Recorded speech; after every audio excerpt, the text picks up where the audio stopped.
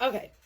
So a lot of the time you'll hear people say just like something along the lines of just, I just want to be happy. Aristotle, he pointed out that everything is chosen for the sake of happiness, right? So happiness will become kind of like the root of all of our decisions, right? Like kind of influences our whole identity and our purpose in life. Like the friends we make, whoever we want to marry, the career you pursue, the clubs which you join, or everything else. So I think it's kind of important to talk about happiness, right?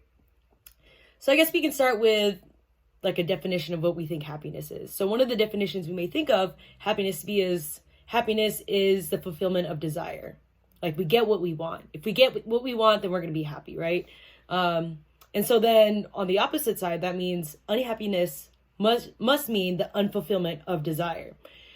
And so for centuries, philosophers, theologians, existentialists, psychologists, they've all kind of like come to a conclusion of what are like the four main kinds of desires. It's kind of in this book I'm reading. It's called Finding True Happiness.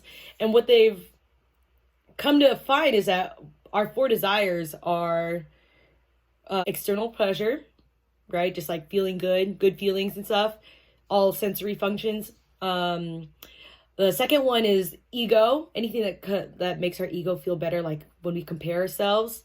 Another desire is things that have to do with like empathy, the part of us that empathizes with people or like makes us feel like we're contributing to other people's lives or to this world. And then the fourth one is transcendental. So that has to do with everything that's like non-physical and that we can't see. And so those are essentially what they said are the four desires that we have. And at the same time, those are actually like the four levels of happiness. Level 1 being doing with like external pleasure, level 2 being ego, level 3 being contributing to the world, and level 4 being pursuing God. So on top of that, another kind of definition we have for happiness is it's an emotion. Merriam-Webster, it says that happiness is a state of well-being and contentment. And so the thing is, like, God never intended for people to be in an emotional state all the time. Like we talked about in my last video about suffering, like you need to have your lows to know how high you are, and like you need the ups and downs of your life to really be living. So, even there's like the Bible verse, Ecclesiastes chapter 3, verse 4, it says, there's a time to weep, there's a time to laugh, there's a time to mourn, and there's a time to dance. So there's times to be happy and there's times to be sad. Like that's what God intends. So, when you look around at this world, like our world has such a shortage of joy, like especially now, I guess. And like so much, but there's like so much fear, there's so much worry, there's so much discouragement and a lot of depression, right? But the thing is, like the pursuit of happiness, right? That's something everyone's trying to do is, and like this obsessive like goal of like pleasure seeking, they don't really bring deep and lasting joy. And so, Father Mike Schmitz, he says that, we long for happiness, but what we're made for is joy. That's what God wants for us. And so what is joy? So our definition of joy, like biblical joy, is it comes from filling that spiritual void that we have with good relationships. And that's primarily an intimate relationship with the one who is pure joy, which is God. And another definition for joy, like biblical definition, is joy is choosing to respond to external circumstances with inner contentment and satisfaction because we know that God will use these experiences, whatever we're going through, to accomplish his work in our lives. So the difference between joy and happiness is that, like, if you look at the word happy, like the root HAP, hap, it actually means chance. It's at the root of the words of, happening, happen, haphazard, hapless, happenstance, and happy. And so they're all dependent on mere chance, on a chance circumstance. So happiness is circumstantial. Like unless things are working out perfectly as you want it, or, in such a way that it works out, then you're not going to be happy unless it's this certain way, like the stars align or whatever. But the thing is, like, the Bible speaks more often of joy than of being happy. Like, think of all the times we listen in the Psalms, or just like even in the readings at Mass, of like you hear the word rejoice, rejoice, have joy, right? So happiness is like a glad feeling that happens on something good happening, right? But that's a good thing. Like, God wants you to experience happy times that he approves of. But his greatest desire is that you have unconditional joy. So joy is a strong foundation that supports a lot of healthy emotions, including happiness. And a lot of like long range evidence of joy is like gratitude, having contentment, optimism, a sense of freedom, and other positive attitudes. So that's what we want to strive for. We want to strive for joy. Like, don't just go for happiness. You're not going to be happy unless it all like fits a certain way. Like it's mere chance. You don't want to base your life on chance. Okay. So how can we choose joy? So to choose joy, we have to choose God, because to choose God is to choose joy, right? Like, God is the source of joy. I feel like I've had a lot of joy in the past, like 3 years, 4 years. I keep saying this, 3-4 years of my life. And and this was just through like dancing and like meeting new people, learning an instrument, hiking, all this stuff. And the thing is, like, you can't just like doing those things isn't gonna make you happy. Like, it's not doing those actions that brings you joy. Like, the reason why I've experienced so much joy isn't because I did all the things, but it's because I've allowed like the source of joy to be with me through it all. Like, when I'm going out, like whatever I'm doing, I always just find God in whatever I'm doing.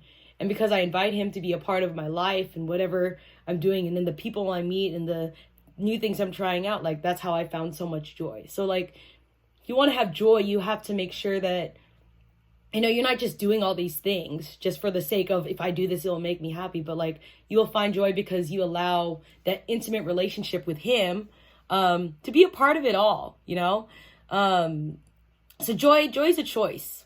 You can choose to have joy. You don't have to, like, I work in construction.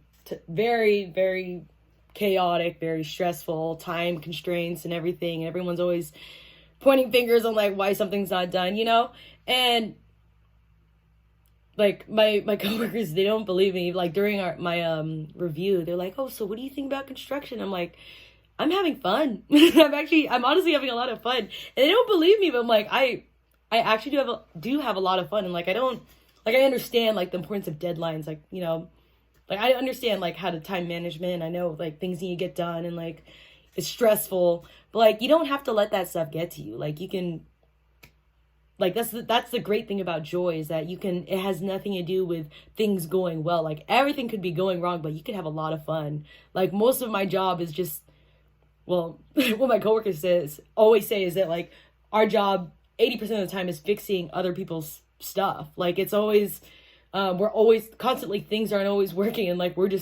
and that could mean having a terrible day. But a lot of my job, I don't know, I have a lot of fun doing that, and just like, crossing off something. Okay, we fixed this, great. Like, you can have a lot of joy in like doing those kind of things. Another interesting thing about joy is that, like, one of my kids from youth group, she told me, joy is a fruit of the Spirit, and that's true. And so because it is a fruit of the Spirit, it means that we always have it. But the thing is, we don't always use it. Like, it's a choice, right? She quoted something from Billy Graham. He says that I don't have any more patience than anyone else. I just choose to make the most of it, right? So you want to make the most of the joy, like, use it. It's there. Like, it's not like you have to wait for it to come upon you. Like, it's already here. It's already in your heart. So you have to choose joy. But unfortunately, we choose other things. St. Thomas Aquinas, he classifies these other things that we choose as, he calls them the four classical substitutes for God. And those are power, wealth, honor, and pleasure. So those are the 4 classical substitutes for God. And we can see that these are not very good substitutes for God. Like, we long for God and we try to fill it with these finite things. And like, just that's just exemplified by people that you've seen, like great people that they can have all the money, they can be popular, they can have all the fame, fortune, power, right? And like, you see them like commit suicide, you see them like still depressed, like they don't have any like fulfillment in their lives. And that just shows that like that's just like a physical thing of like seeing that, like, having all these things, those things really doesn't matter, right? That's not going to bring you joy. That's not going to fulfill whatever void you have in here, right? And so joy it's found in the Beatitudes, and the Beatitudes are in the Gospel of Matthew. It's chapter 5, verses 3 through 10. And specifically, I wanted to talk about the negative Beatitudes, like the ones that sound like, how can you really be blessed when it sounds so negative, right? I learned this recently in confession that, when every time it says like, blessed are they kind of thing, it actually means like, joyful are they, or joyful will they be. And I was like, oh, interesting. So if you want to find joy, like, read the Beatitudes, like really study them. So the first negative Beatitude is, Jesus says, blessed are the poor in spirit, for theirs is the kingdom of God. So blessed are the poor in spirit, for theirs is the kingdom of heaven. Ooh, my bad. So when Jesus says this, he isn't trying to like say that if you're wealthy and you have money, you're going to hell. Like, no, that's not what he's saying. And he's not saying like you need to be like poor, right? Like dirt poor, don't have a home, whatever. What he's actually trying to say is that, replacing it with the word joy, he's saying, joyful are they who are not attached to material things. It's a good thing that material wealth isn't at the center of your concern. I've thought of like, poverty is like one of the fruits of the mysteries when you pray the joyful mysteries. And I don't think of poverty as in like, oh, you're poor and you don't have anything. I feel like it's more of like, you're poor in the riches of the world, but you're rich in the love of God. And like, so therefore you're not really poor. You're rich with what really matters. Father Mike Schmitz, he says like, humans tend to chase after what is good, or they tend to rest in the goodness. And a lot of time we're really good at that first one. We try to find the next good thing, great thing, right? But we need to learn how to rest in what is good, like rest in the goodness of God, of what we already have. Otherwise we can fall into this endless cycle, and this is me. You can fall into this endless cycle of like, if I just had this, then I'll be happy. And so you just end up like, if I just had this car, if I just had these clothes, if I had these shoes, if I had these friends, if I had, and it's just this vicious cycle. And the thing is like, even when you do have it, like that's not the fulfillment. That's not going to really make you happy for a long time. So like, even like, this is very like prevalent in like high school and stuff. Like we tend to like thingify ourselves. Like we base our worth on the things we have. And, as you get older, like really the things that, like the best things in life aren't things, and what your worth isn't based on like what you have. It's more of like the contents of your character, right? And so what Jesus is trying to say in this first beatitude is that, when you're not addicted to material things, that's a good thing. If you're not addicted to these material things, you can use them to help build the kingdom of God. Maybe, I think last year I went to my best friend's graduation, and the speech, it kind of moved me. It was really good. The girl that was doing the speech, she was talking about how, so both her parents worked in very labor intensive jobs. Like her father, I think, was in construction. Her mother was in some other job. I can't remember. And apparently every day after work, this girl's parents, mom and dad, would make her and her brother go around the neighborhood trying to sell these oranges that they picked. They would sell oranges every day after their parents got home from work. And it got to a point where she was like, she just confronted her mom. She's like, Mom, I don't want to have to spend hours selling oranges every day. Like, it's not fun. I don't want to do it. All that kind of stuff. And her mom said, all the money that you and your father and I make, from working all these hours that whatever we're doing, like all that money goes towards your phone. It goes towards your clothes. It goes towards the roof over your head. It goes towards all the sports that you and your brother like to do. But those oranges that you sell, that's the only money that your father and I spend on ourselves. And I was like, whoa. Right. And so like, that's just an example of how like, like her parent, like how much can you really like make money off of oranges? Like, I don't even know, but like, probably not a lot, probably not to like spend on like the latest iPhone or anything, like, because her parents like understood that like, you don't really need these material things. Like, we're gonna put our money towards like our kids, obviously, and like we can just get by with whatever we're getting from the oranges. And I just remember the end of the speech, she was like, she was just like, those oranges got me this degree and like this college degree, and it taught me to be the woman that I am today. And like, I dedicate this degree is for my parents and for all the work they've done. And I was like, it's good. Anyways, so the next beatitude is, so Jesus says, he says, blessed are they who mourn, for they shall be comforted.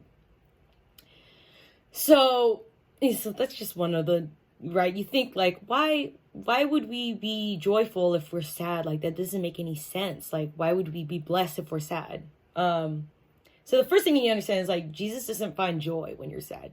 In the story of Lazarus's death, right? We heard that maybe like a couple weeks ago. When everyone is mourning, we see that Jesus is sad too. He's not, everyone's like showing him over to wherever the grave is.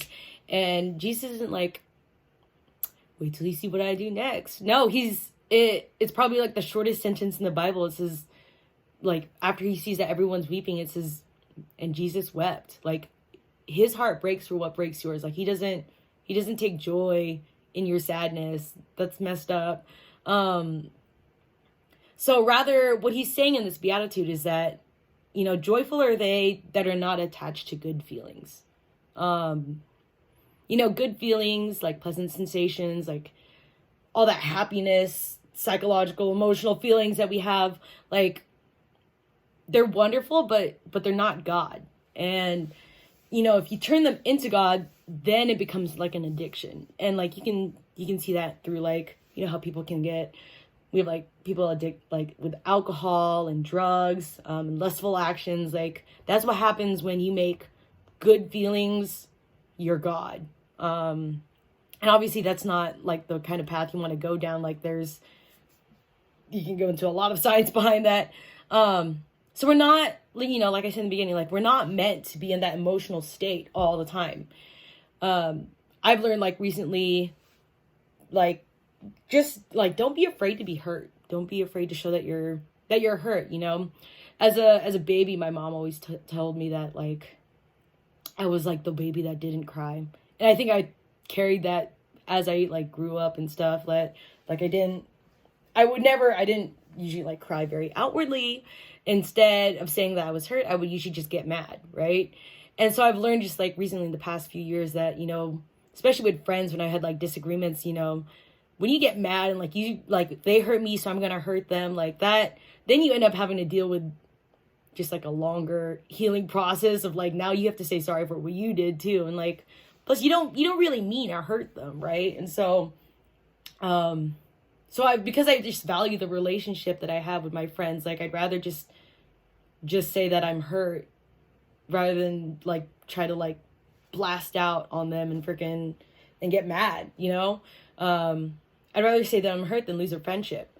And whenever I take friends over to adoration, and I know adoration can be hard, like sitting in silence for an hour and prayer and stuff, and like not everyone's used to it, I try to always like bring a book for them to read, just to like help them with the prayer process. And one of the books, it's from like Matthew Kelly, it's like Resisting Happiness. Sometimes I forget that that I write in my books when I read them.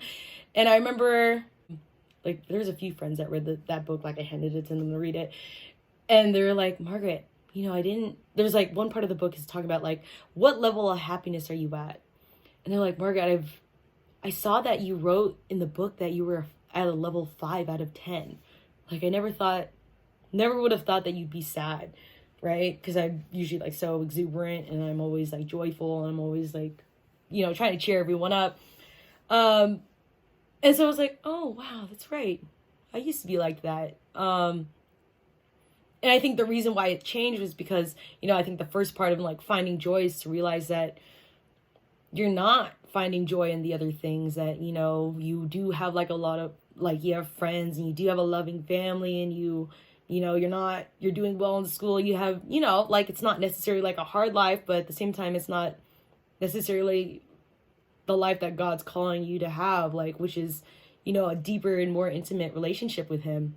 And so, you have to realize, like, I remember when I was writing that book, I realized that, that emptiness or sadness that you feel is actually an interior call by God for greater love, right? You like think about the times where, sometimes, isn't it weird that you can like feel lonely even when you're surrounded by your friends, or you can feel like super out of place even when you're surrounded by loved ones and family members during like holiday parties or something. Like, you just feel like you're not really home. Or sometimes you could like even feel like guilty or bad about something even though you're not doing anything wrong, or just like even feeling like you're unloved even though you're in like a good long-term relationship. Like, that's how you know that like God is calling you to something greater than, whatever the norm is that you're doing. Like, it doesn't necessarily mean that you're doing anything wrong. It just means that you're being called for more. I remember at one of like a confirmation mass I was at, I just remember usually the Archbishop always picks on one of the kids that's getting confirmed. He says like, oh, have you thought about becoming a nun? Or have you thought about becoming a priest? And usually the correct answer you say is like, I'll think about it, right? And I remember like his answer to that one time was just like, he's like, no one will ever know you better. No one will ever love you more. No one will ever make you feel more joyful than God. And I just remember that, like, it wasn't even directed at me, but I was just like, oh. And I'm like, that's true. And I just pray that, one day that we all, realize that, and like, even I can get stuck in that cycle of just like trying to go after these other things, thinking that it'll make me feel better, but really it doesn't. Anyways, so another thing about joy is that, it looks out and it looks up and outward. It looks outward and it looks up. Like, joy doesn't go inward. Like, it's not, when you experience joy, like, you want to share it. Like, turn your mourning into dance. It says, rather than looking to receive love, look to give more. That's something I do. Whenever I feel sad, I look to give love. And usually then I experience a lot of joy from doing that. And this is exemplified, like when you see a good movie, or when you try out a new restaurant and it's actually really good, like, you don't just keep it to yourself. You're like, yo guys, check out this movie, it was good. Or like, check out this bomb food, it was really good, right? You want to share it with people. So you want to focus on, you can find a lot of joy in just focusing on loving others, but especially on loving God. But like, when you love others, you are loving God. One of my coworkers, it's really interesting that, because he has like so many kids. When I say kids, that they're like not his, but like it's from like past relationships. And even though they're not his own, like, he treats them as if they're his own. Like, he takes them out on his boat. He takes them out for like ice cream or something, hang out. And, I was always just thinking to myself, like, like, why do you do all that? Like, they're not even your kids. You're not even in a relationship with their mother anymore. You're not, it costs money and time, and like, you have to drive out to them. And he was like, this is what he says. He says, like, it never hurt to have one more person care about you. And I was like, yeah, that's true. Like, there's never hurt to know that one more person cares about you. St. Paul, he says that there's more happiness in giving than receiving. He says that in Acts 20:35, yeah. So like, turn your mourning into dancing. Like, look to give more love rather than to always receive. So the next one is, blessed are the meek, for they shall inherit the earth. And so what Jesus is trying to say through that one is that, Joyful are they that are not attached to power. So my coworker, he's always saying to me, he's like, gentle Margaret, be gentle. Because usually when I'm at work, like if something doesn't work, sometimes I force it to work. Sometimes like, I'm not exactly what you'd say is gentle. Like, I'm loud, I power lift, I blast my music. So I'm not exactly what you describe as gentle, but a person that is meek is someone that exhibits self-control and gentleness, right? And, self-control requires humility.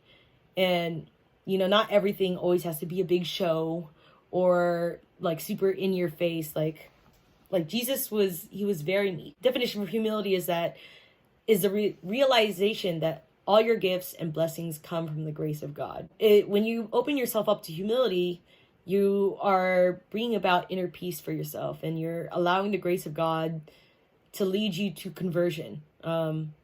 It's only when you have pride that you try to like morph people to do whatever you want them to do, and that's what brings about like misery and like anger and revenge, and you take offense to a lot of things. And if you want to grow in joy, you need to not only resist like your self-pity, but also being self-centered and being self-absorbed. The last one is, Jesus says, blessed are they who are persecuted for the sake of righteousness, for theirs is the kingdom of heaven. So what he essentially is saying is that joyful are they that are detached from honor. So everything that God wills in your life is directed towards our eternal joy.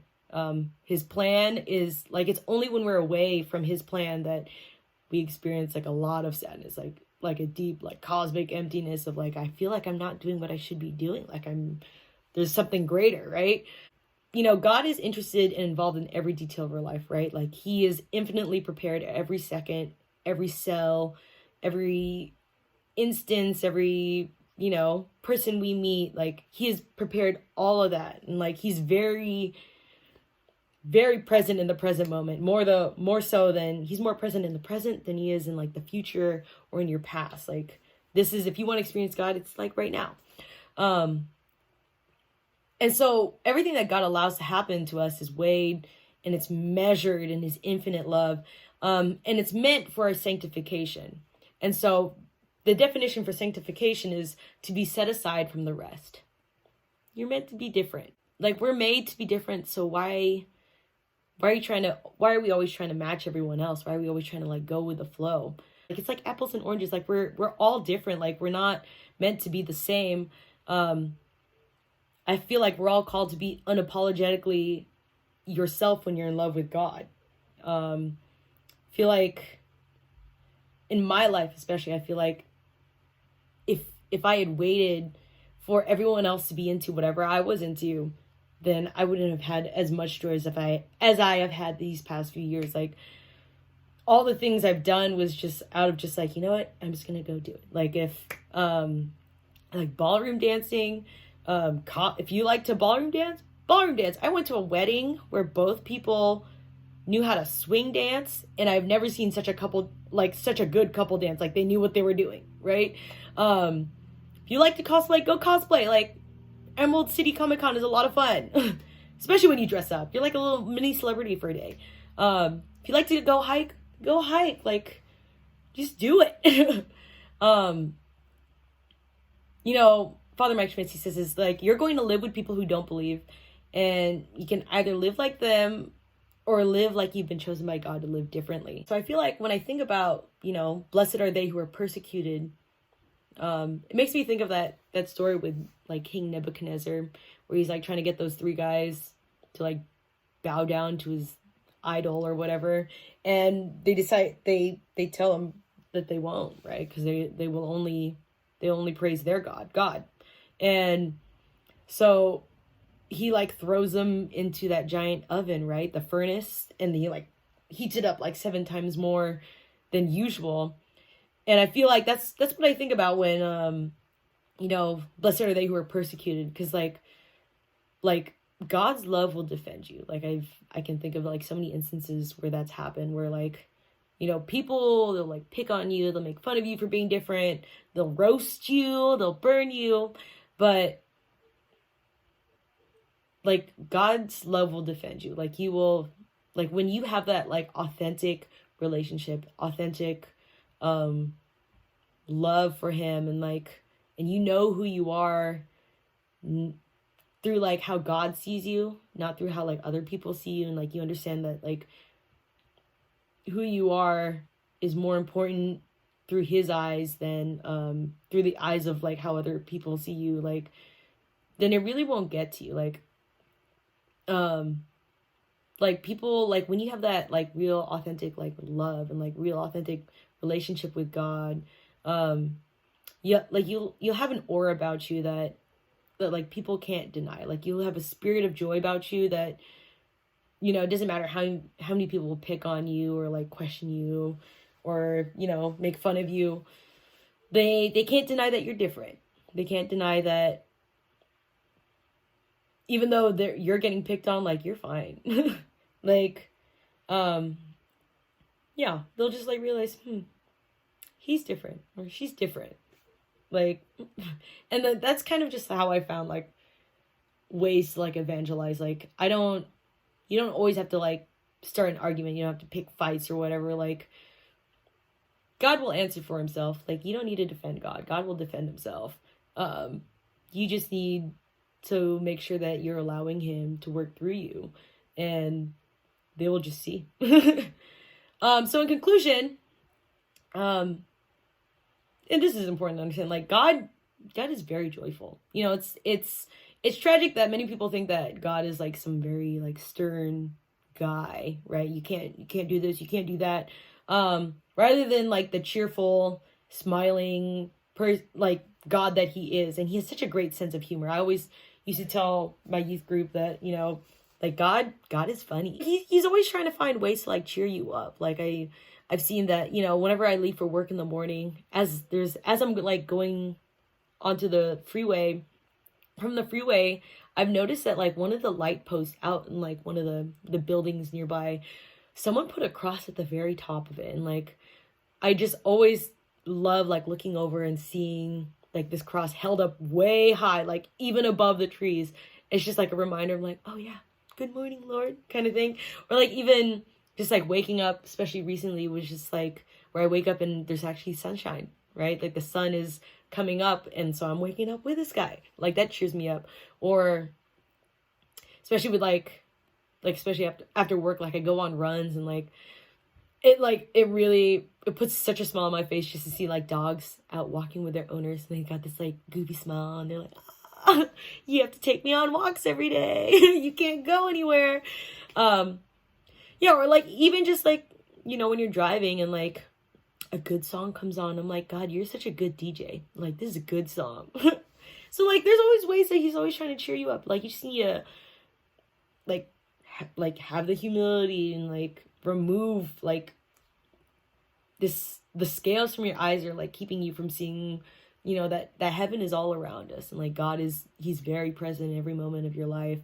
And so I just pray that you may find joy, you know, through these practices of just like a lot of like joy is found in like detaching yourselves from these finite things that won't like fulfill you, like, you know, material pleasure, pride, all these things. Like I remember in a confession one time, I remember the priest, he told me, he's like don't let people steal your joy. You know, he said this to me. He said that you know, seeing you right now, I can see that you're sweet.